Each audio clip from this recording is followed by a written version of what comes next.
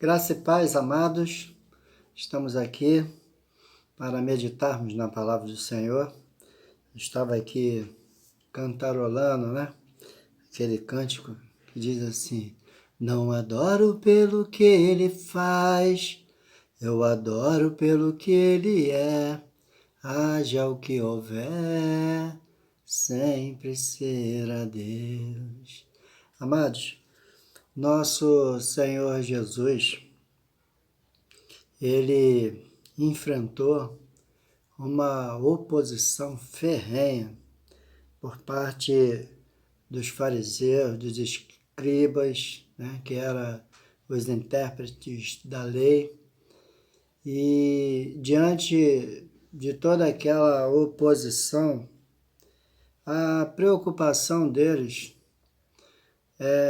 não era saber se o que Jesus estava dizendo estava correto ou não. Eles queriam usar de todos os meios, de todos os artifícios para poderem achar nas próprias palavras de Jesus motivo para o acusarem.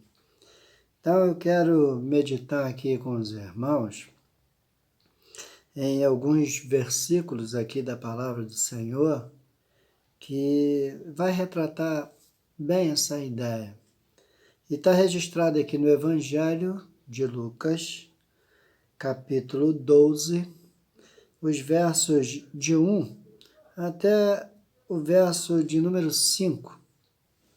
Diz assim a palavra do Senhor: posto que miríades de pessoas se aglomeravam a ponto de uns aos outros se atropelarem, passou Jesus a dizer, antes de tudo, aos seus discípulos: acautelai-vos do fermento dos fariseus, que é a hipocrisia. Nada há encoberto que não venha a ser revelado, e oculto que não venha a ser conhecido. Porque tudo o que dissestes às escuras será ouvido em plena luz, e o que dissestes aos ouvidos no interior da casa será proclamado todos nos eirados. Digo-vos, pois, amigos meus, não temais os que matam o corpo e depois disso nada mais podem fazer. Eu, porém, vos mostrarei a quem deveis temer. Temei aquele que depois de matar tem poder para lançar no inferno. Sim, digo-vos, a esse deveis temer. Então, amados, quando Jesus aqui se dirigia aos seus discípulos, o texto diz para a gente que havia uma multidão muito grande, né? Miríades. Se fôssemos traduzir aqui ao pé da letra, representaria 10.000 pessoas.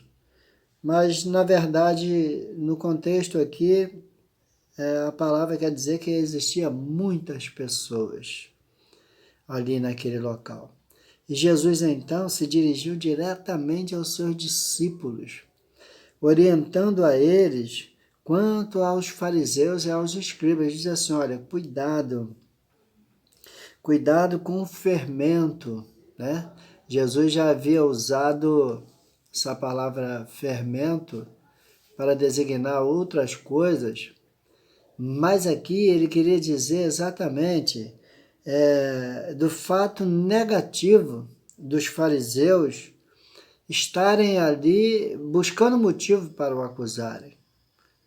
E quando eles faziam isso, se nós formos ler um pouquinho antes aqui, dentro do contexto, nós vamos ver o seguinte, que os fariseus era como que se eles atropelassem a Jesus com palavras e com perguntas, com suposições, né? E fazendo de uma certa forma assim um silogismo incorreto, né? Fazendo deduções ilógicas ou irreais daquilo que Jesus estava dizendo, buscando motivo para o acusarem.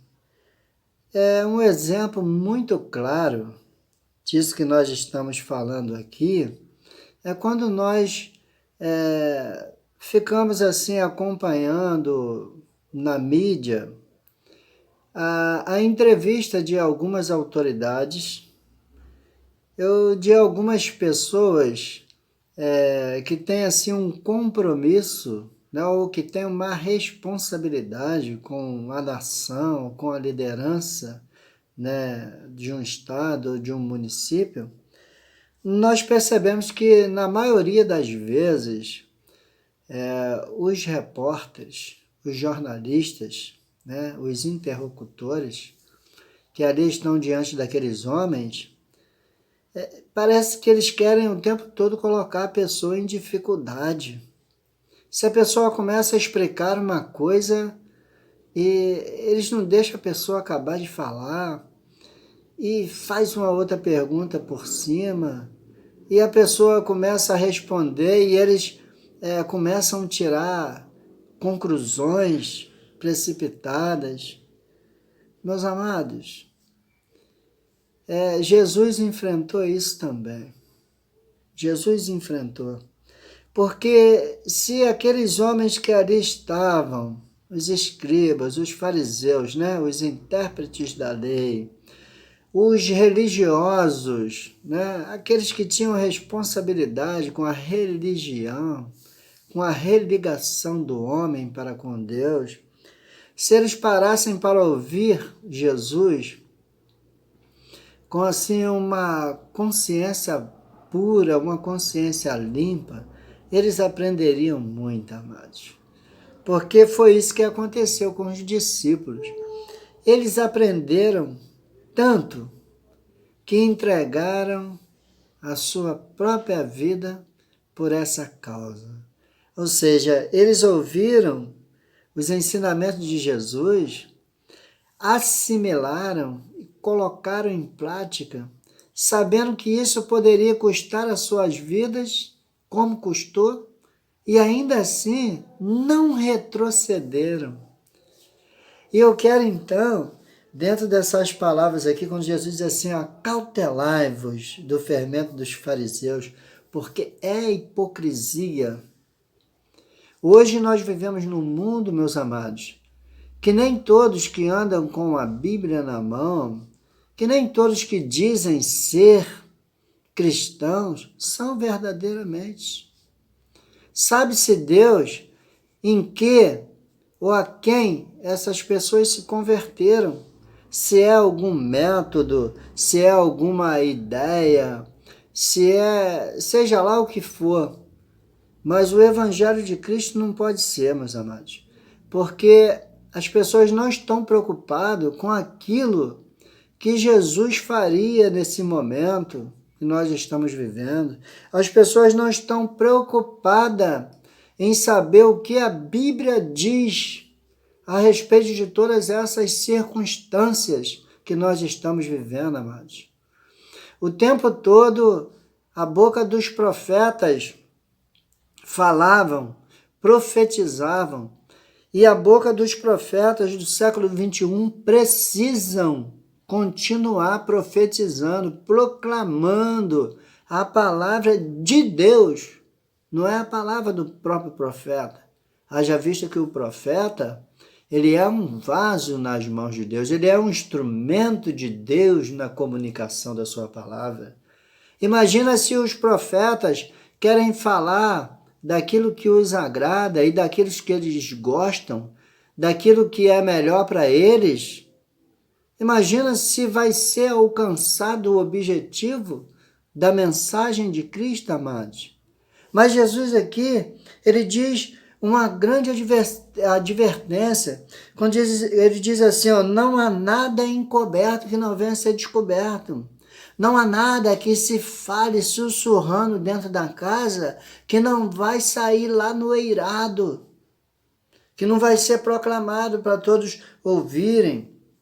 Então Jesus ele diz o seguinte, Se isso vai trazer prejuízo para vocês, falar a verdade alto em bom som, para que todos ouçam, se isso vai trazer prejuízo a vocês, eu quero advertir o seguinte: não temam aqueles que só podem tirar a vida, a morte física, mas temam, antes de tudo, aquele que além de tirar a vida, ele também pode lançar no inferno. A esse nós precisamos temer, que esse é o nosso Deus, o único capaz, o Deus tremendo de todas as nações, o Deus que tem todo o poder, que tem toda a autoridade.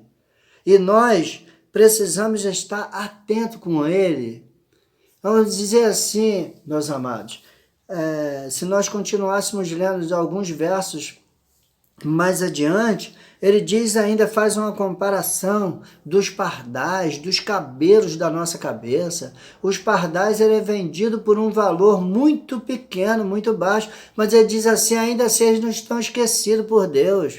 Ainda que os seus cabelos, você acha que você tenha muito cabelo, e um fio de cabelo, ou 2, ou 3 vai cair, isso não vai fazer falta, pois ele diz aqui, dentro desse contexto do capítulo 12, que até mesmo os fios de cabelo da nossa cabeça estão contados.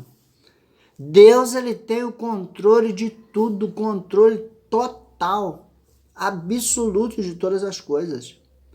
Amados, e eu quero dizer uma coisa para você.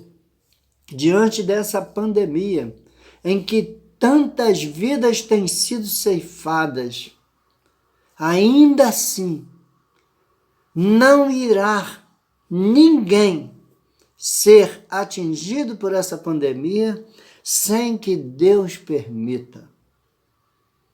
Se Deus permitir que alguns vão, eles irão. Mas se Deus não permitir, eles não irão.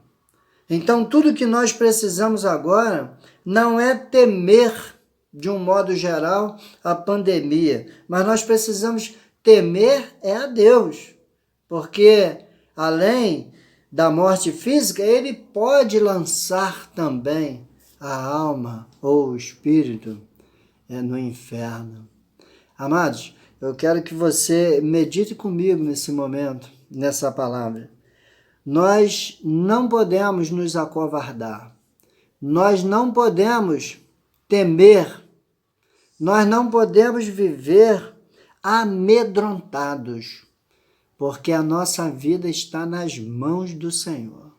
Como seres humanos, todos os cuidados que nós temos que ter. Nós precisamos ser um bom cidadão. Nós precisamos praticar o bem, mas nós não podemos viver acovardados, amedrontados, porque Deus, ele é o nosso Senhor, ele é o nosso Rei. E a verdade nós precisamos pregar sempre. E a verdade que precisa ser dito é que Deus é soberano entre as nações. Ele faz o que ele quiser, a hora que ele quiser. E por isso, a nossa vida, ela está entregue nas mãos do Senhor. E que ele faça de nós, e que ele continue fazendo de nós instrumentos vivos de pregação e propagação desse evangelho, que é o caminho que vai nos levar ao céu, o caminho de uma vida eterna, com Cristo Jesus, o nosso Senhor. Amém? Vamos orar, amados. Grandioso Deus e Pai Celestial, muito obrigado, Senhor, pelo rico privilégio de podermos estar aqui pregando a Tua palavra, Senhor, meditando, ó Deus, na Tua palavra. Senhor, fica conosco, ó Deus, em todos os momentos que nós tivermos aqui nesse mundo, ó Pai, porque sabemos, ó Pai, que nós somos carentes totalmente de Ti, da Tua graça e da Tua misericórdia. Sabemos, ó Pai, que sem Ti nós não podemos fazer nada. Por isso, Senhor, segura em nossas mãos, conduza-nos pelos Teus caminhos, ó Pai, de forma que possamos glorificar e exaltar o Seu nome para todos sempre. Em nome de Jesus. Amém, Senhor. Fiquem na paz, meus amados.